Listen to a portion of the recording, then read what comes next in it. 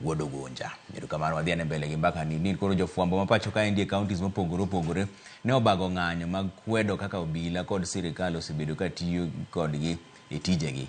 Giseyo obila kuom tiyo gi teko mathoth kuom jofwambo e kinde ng'anyo. Ne gichwalo ng'ur margi ne od bura, tend obila kod apisi migawo mar tudruok. Cleophas Oluoch ne ni kanyo.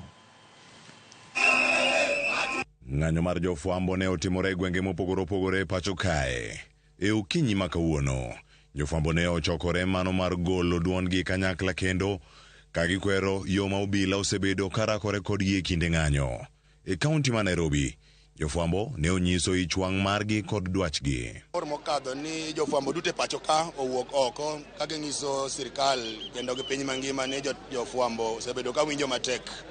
Jofwambo osebedo ka tiyo kuom ndalo mathoth ka ging'iyo weche mag ng'anyo. To yudo ka koro obila to kata jogo mang'anyo lokore gi jofwambo kendo gimayo jofwambo, girodho jofwambo. Jowetewa moko bende nitiere manigoyo kodhi mondo omeny ne jopiny gik matimore. To mana kaka iwinjo ka jowetewa osebet kawacho ni be sirikal osebet kadiyowa kabisa, gigochonwa ni gibiro mayowa kata leseni mar nyiso ji gik matimore. Nwawuok oko mar ng'anyo mondo miwa thuolo makatibo miyowa mano mar tiyo tijwa yo makare. Owacho ni samo obila tiyo tijgi, giwe wan bo atim tijwa.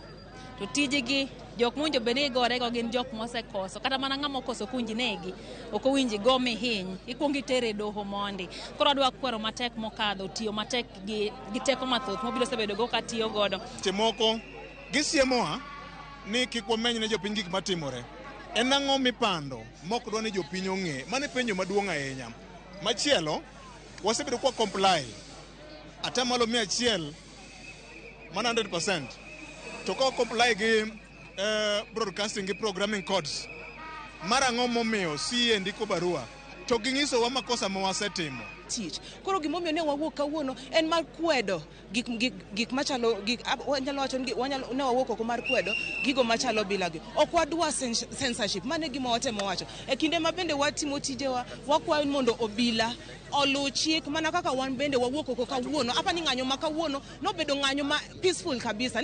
Riwruok ma jofwambo ma Kisumu mong'ere kaka Kisumu Journalist Network kaachiel kod moko kuom jofwambo e boma ma Kisumu ne owuok oko kinyi ma kawuono e kar romgi mano mar ng'anyo ka gikwedo mokalo teko mathoth ma obila osebedo ka tiyo godo kuom jofwambo. Wacho ni media chalo kaka kiyo ming'iyori. Ma king'iyori e kiyo to yudo ka nitiere alama moro e wang'i. Ok ito kiyono ni kiyono omiyo ineno gima chalo kamano. En kiyo ni konyi mondo mi ing'e ni to kuonde mage ma wadhiye maber, kuonde mage ma wadhiye marach. Odiochieng' ma kawuono wachokre kaendi police station ma Kisumu ka wabiro nyiso obila ni wadwaro ni mondo gimiwa arita makende mano e tich maduong' mar obila. Tend ute fwambo ma pacho ka te chuluru jofwambo, miuru jolendo gi jondiko gi pesa gi kako winjore. Jofwambo mawuok e kaunti ma Migori ne ok owe chien. Ne giriwore gi jowetegi mawuok e konde mopogore opogore e piny Kenya e ng'anyo mar kwedo yo ma piny owacho osebedo ka sando godo ute mag fwambo mago ka giwacho ni piny owacho osethiro ratiro mag jofwambo. Lwasi mar tijwa ok ber. Jafwambo kitiyo to ing'e mana bathi ni to tiagas ni dobe maka kata ng'ato luwa, yani ok in free kaka chon.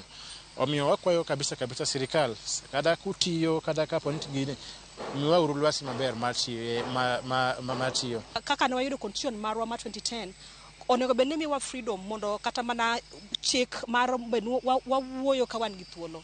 Ok onego bed ni koro ni samoro kwa wuoyo to ng'at wacho ni wacho gimoro marach kata mana ni ndalo mano kama ni koro ibayowa gi tiagas nikech watimo coverage marwa. Jofwambo e kaunti ma Mombasa ne obago ng'anyo e chuny bomano ka gidwaro piny owacho mondo migi lwasi makare mar fwambo kod keyo. Giseyo obila kuom rakore kodgi e kinde mane gitimo tijegi ahinya e kinde ng'anyo ma obila osebedo ka rocho ratiro mag jofwambo bura. Hata hapa Mombasa tunajua tumekuwa tukiyaona. Kwanza jana kuna maafisa ambao walikuwa hapa walikuwa wanachukua nambari za magari zetu kama waandishi wa habari na wametupiga picha. Hiyo ni njia moja ya vitisho ambavyo tumekuwa tukipokea kama waandishi wa habari. Okinyi ma kawuono nyakora moge jwange chuny boma man Nairobi ne ng'wech ochako. En ng'wech mag jofwambo mar neno ni adieri ratiro margi owinji. Dwaro magisebedo ka gidwaro ahinya ratiro margi weche mag fwambo ochopo kare. Mano koting'o weche ma sirkal osebedo ka wacho kaachiel koda ka migepe mopogore opogore. Barua osechopo e migepegi. Bende ibiro winjgi kosoyo. Cleophas Oluoch, Ramogi TV, e chuny boma ma Nairobi.